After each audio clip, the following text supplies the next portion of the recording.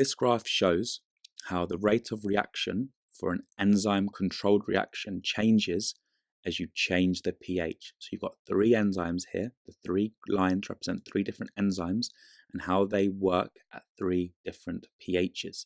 Enzyme A, enzyme B, and enzyme C.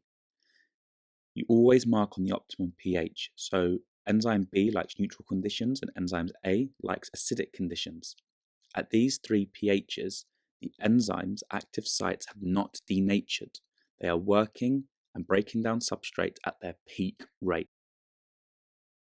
So with pH changes, if you go above or below the pH optimum for each enzyme, you can see that the rate of reaction decreases. So below 9, the rate decreases, and above 9, the rate also decreases.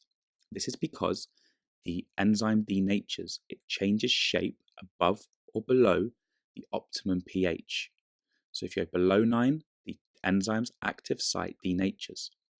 So above pH 7, the active site is denaturing.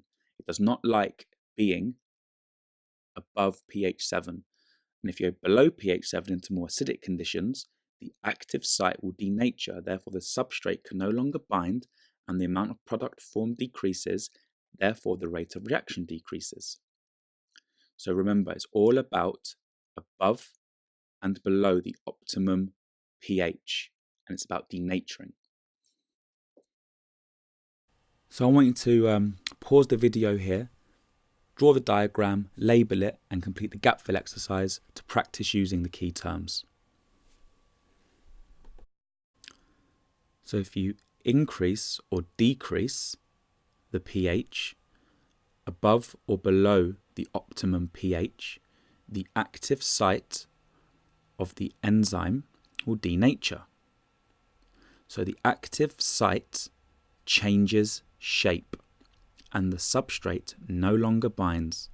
So therefore less product is formed, so the rate of reaction is going to decrease. So the rate of reaction will decrease. It's question time. Attempt these questions to check your understanding.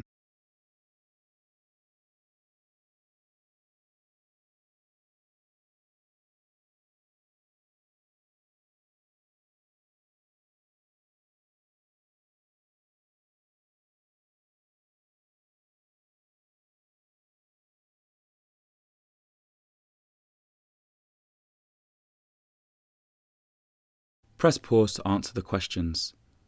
The answers are going to follow, and if you're stuck, just rewatch the video. Press pause to go through your answers and make any corrections to your mistakes. If you made any mistakes, go back and watch the video again.